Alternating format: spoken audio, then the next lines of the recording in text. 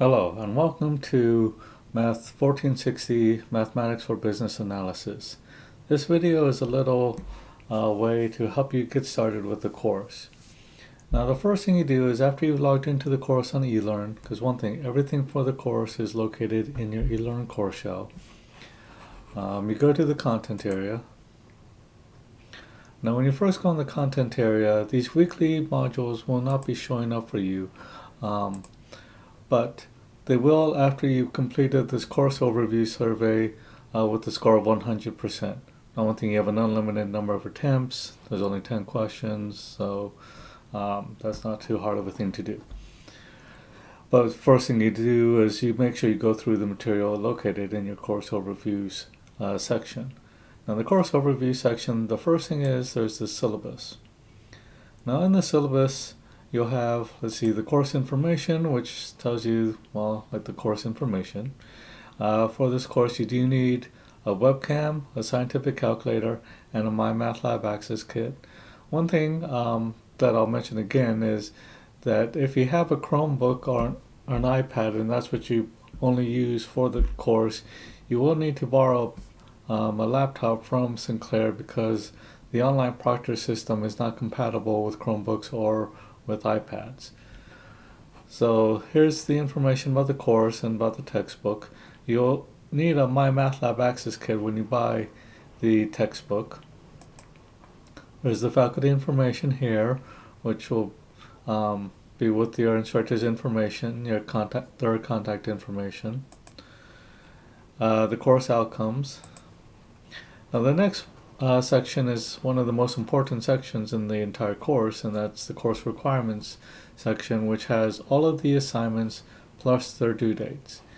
So you'll see like the section 6.1, that's due on the Wednesday of the first week. So one thing, we do move at a quick pace for this course, so you cannot assume, oh, I'm going to just wait for the weekend to do everything. No, you have assignments due 2 or 3 times in the week. So it's usually on Wednesdays and Sundays depending on holidays, and also you have exams which are due on Mondays. Although the exams will be available for a number of days, that'll be based on your instructor's preference. So this is a course requirements page. Like I said, make sure you maybe like print it out. And then there's the grading information for this course. There are 4 main components of the grade. There's the MyMathLab homework and quizzes, which are worth 10% of the grade. The worksheets, which are worth 10% of the grade. The chapter exams, which are worth 60% of the grade. And there's the final exam, which is worth 20% of the grade. Now the grading scale is your basic 90, 80, 70, 60% grading scale for A, B, C's, D's, and F's. For some of the course policies, while they do say to log in at least 3 days per week, it's recommended to do that more if you can do so. Don't wait till the last minute to do your assignments. I always recommend for my students that they try to work ahead because, hey, you never know what may come up in life. So it's always best to work a little ahead. Make sure you are checking your email, your Sinclair email account. If you don't regularly check your Sinclair one, at least have it forwarded to whichever one you do regularly check, because your instructor will be sending out information to your email and information about like etiquette and stuff when it comes to communication. Now another important thing is late assignments. Now for the MyMathLab homework assignments, they are accepted with a 20% late penalty on any work done after the due date until the day before the final exam due date. But for the MyMathLab quizzes, there are no late quizzes accepted, but the lowest 2 quiz scores will be dropped at the end of the semester. And for the worksheets, same thing, late worksheets are not accepted, but the lowest 2 worksheet scores will be dropped at the end of the semester. Now, depending on your instructor, many of them will say, okay, if it's not in by 11:59 p.m. of the due date, then it's late. So you got to make sure to get those in on time. So like even if they're 3 minutes late, because one thing, you never know how long it'll take for your assignments to upload into the Dropbox, so do not wait till the last minute to do so. Now, when it comes to the exams are currently online using an online proctor system called Respondus Monitor through the MyMathLab system. Now, unfortunately, it's not compatible with Chromebooks or iPads, and you will need a webcam for the online proctor system. Now, if you don't have, if you need to borrow a laptop or a webcam from Sinclair, just fill out the student technology request form, and you'll be able to do so.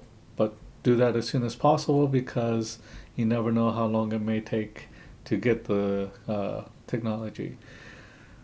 So, and then there's some other policies, the diversity, accessibility, and some other Sinclair policies, but those are some of the main ones I wanted to mention here. Now again, in the course overview section, there's also a welcome from the instructor, which will contain information about your individual instructor. And then you'll take the course overview survey. Now there may be some other material that your instructor may post in this section as well, like other instructions or so on. And I think we're going to post a copy of this video in this section as well. Then once you've completed the course overview survey with a 100% score, then these weekly modules will appear. Now this is where you'll find all of your assignments and also some links for the textbook as well. So let's go to the very first one. So this systems of linear equations in two variables. This is for section 6.1. So what you're to do is pretty much the same for every single section of the book, is that you read the book, and now the link for the textbook is here. And then first you would read the introduction and objectives. And then for the MyMathLab assignments, at first you won't see all of them, you'll just see the very first one. Now, when you're first registering for MyMathLab, you click on this lesson 6.1a assignment link, and that'll start you through the registration process. Now, one thing, the registration process for this course is not like what it says that comes with your Access Kit, because we do have the MyMathLab system integrated with our eLearn system. So you got to follow these directions. So you'll click on this link, and then once you do so, it'll start you through the registration process. Now, at this point, you'll be prompted to enter your access code, which you'll have bought from the eCampus, or you could also purchase it directly from the website. Now, if you haven't done so, or if you haven't purchased your Access Kit and you don't have the funds currently, you can use the free 14-day temporary access. So there's no reason to not get your assignments in on time for the first sets. So once you go through the registration process, then you might want to close and reopen it just so you'll go back into this and start the actual lessons assignment. So the MyMathLab assignments first consist of the lesson assignments, which there's multiple lessons for each section. And what those lesson assignments are, they're a video, and then there are a problem or two for you to do. So it's kind of like when you're in class, like your instructor gives you some instruction, then you do an example. Then there's some more, let's say, lecture or introduction of a material, and then you do a problem. And then once you've completed those lesson assignments, then you could do the MyMathLab homework assignments.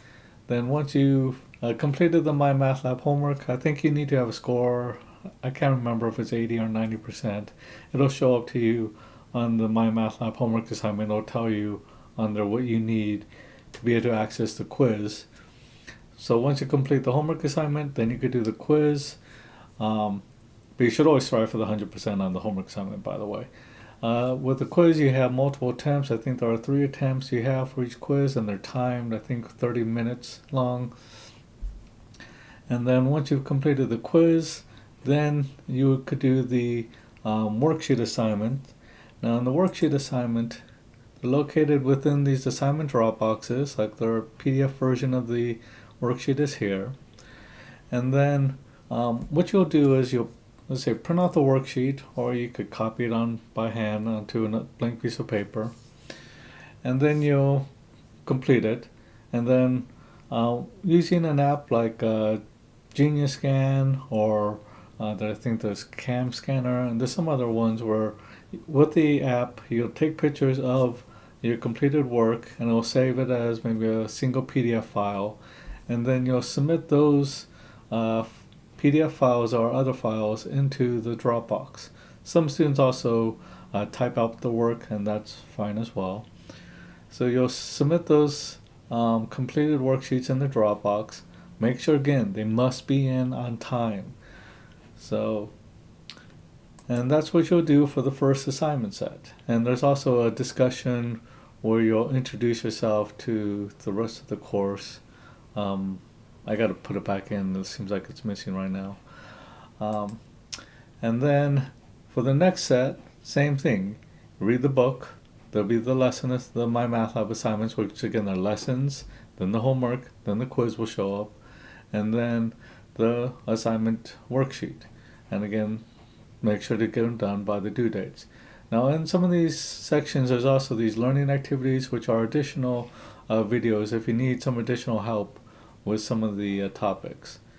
And then when it comes to the exams, let's see, when's the first exam? So for week 5, you see in this exam 1, we recommend, review the textbook, the sections from the textbook. There's this practice test link. Now what that link is to allow you to download the lockdown browser and get used to the online proctor system. This practice test is not actually, it's not required, but it's highly recommended.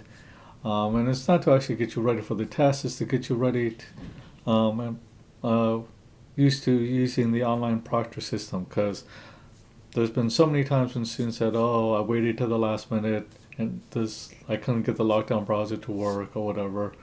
Again, this is why I always tell my students, do this actually on the very first week of the course. Click on this practice test, download the lockdown browser, make sure it's all working right away.